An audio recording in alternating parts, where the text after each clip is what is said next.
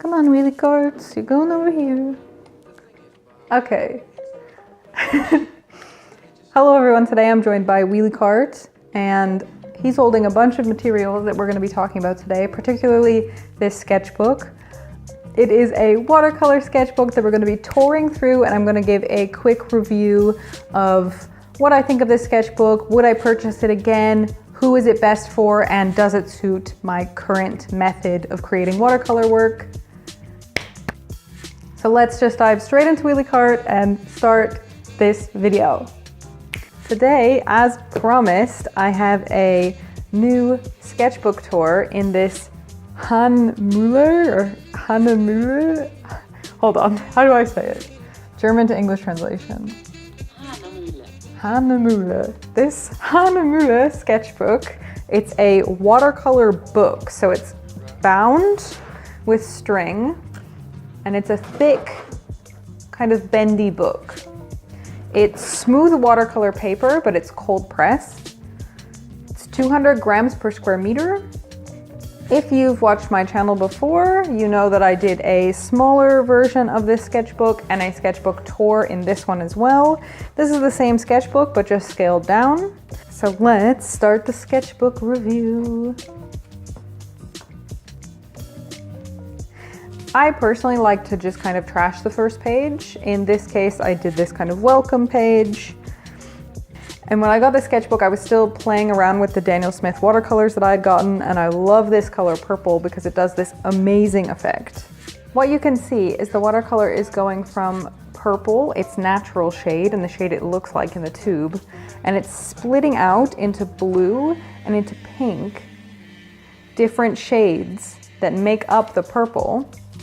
And I think that is such a cool effect. I know not everyone would love that because it does come with some inconsistencies, and it does make painting with this color kind of a challenge.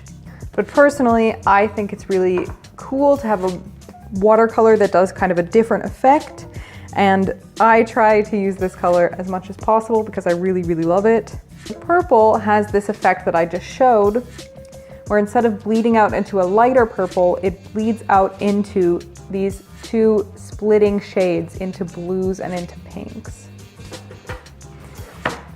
This over here is taped into the inside of my sketchbook, but this was a big sheet of hot press watercolor paper that I was doing kind of an experiment on, probably trying to copy a Kellogg Loops painting, sorry. You can see here, the masking fluid totally fucked up my paper. And I know this isn't a masking fluid video, but I feel like I should talk about this at least once.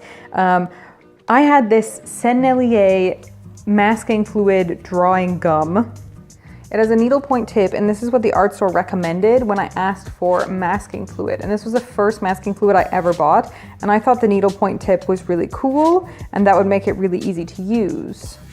However, despite being a very good brand name and being a really cool, having a really cool application method, it's such a bad masking fluid. Every time I used it, my paper got ripped up every single time. So now, if you're wondering what I have switched to, I have switched to this amazing Royal Talens liquid masking film made in the Netherlands. It's gray, it's gummy and sticky. The label barely stays on. I had to tape the label back on, but it is so awesome, and it comes in such a big package, and I really, really like this stuff. It never tears up my paper. 10 out of 10 masking fluid. Now, back to the sketchbook tour. Now, this watercolor sketchbook is not called a watercolor sketchbook, it's called a watercolor book. And I think the reason for that is it's kind of premium and fancy with the hardcover and this nice binding. And I think the benefit of the sketchbook that I didn't really use was that you can paint over the entire width of the page. So the back of this watercolor sheet is just as good as the front of this watercolor sheet. So you can paint all the way across. So if you're interested in doing some really wide landscape sketches and you're looking for a book for that, I think this is a great option. For me, I didn't really use it for that purpose. This is another one I used the Daniel Smith watercolors for, and you can start to see some of my current style reaching its way into this one, where I'm embellishing the watercolor with some ink afterward. And that's something Fredo. Sorry, my cat is chewing on a plastic bag that has a busted gouache paint in it. Don't bite that, stop it. I use a lot of pencils, mainly my Faber-Castell polychromes. And this, I think, is the first example I'm seeing of this in my old work.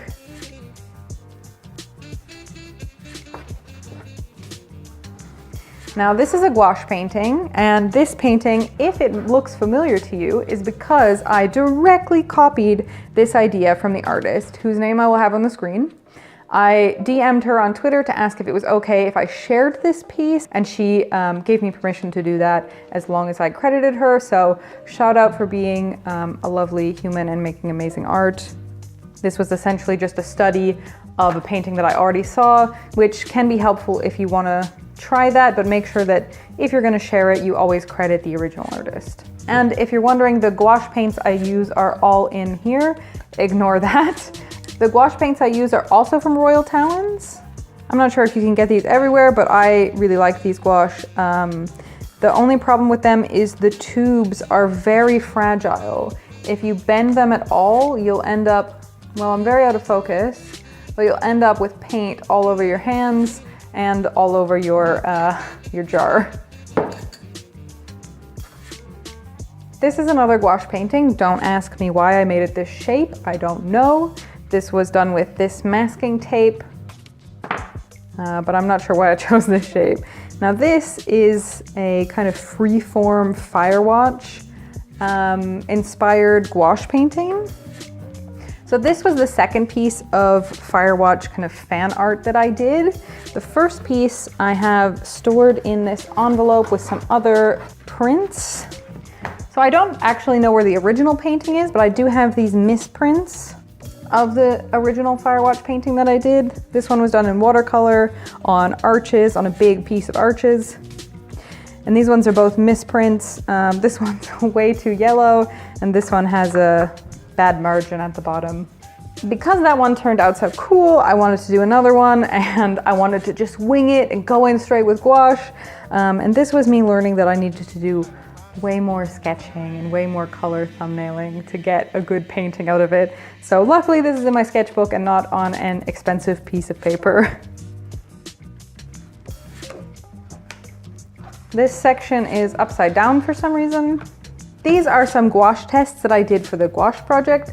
The gouache project was basically for me to fill this really tiny, teeny watercolor sketchbook that's a Kenzen Manfol with 12 original gouache paintings, all landscapes and all directly from my head. So there was going to be no reference photos whatsoever. I made another video about this project. If you want to watch that, I'll have it linked up here somewhere in the right-hand corner. But these were the original tests that went into this sketchbook. I think you can kind of directly see the resemblance between this one and the first page in the sketchbook. Over here, I did some kind of random watercolor trees and houses. But yeah, they both turned out really messy and weird, and that's why they're in my sketchbook.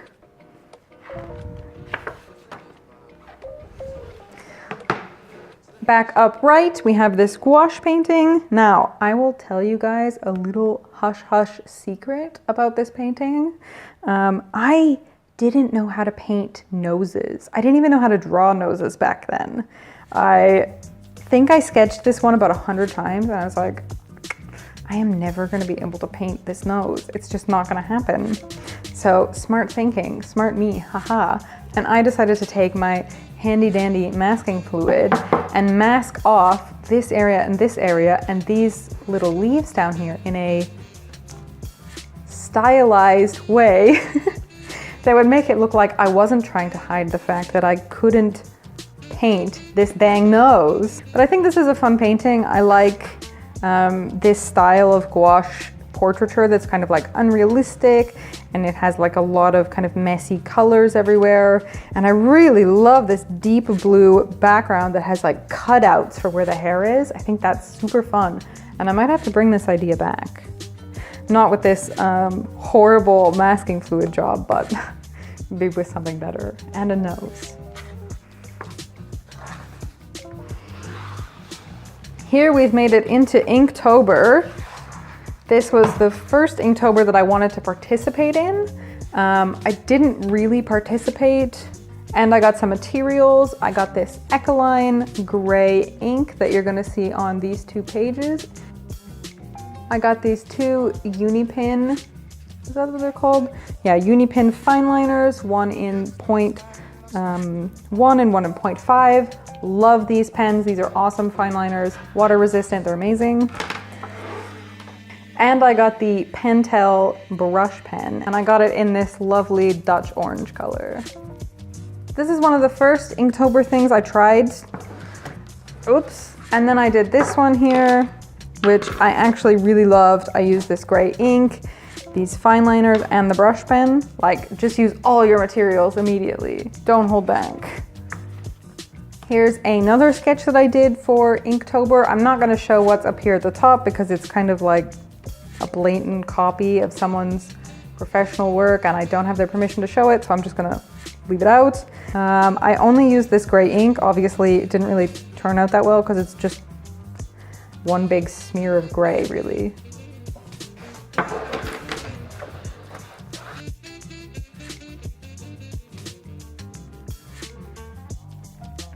Hi guys, I didn't intend on this video being so long. I thought this would be a quick, nice little, maybe 18-20 minute sketchbook tour and review, but it turned out to be about an hour's worth of a recording.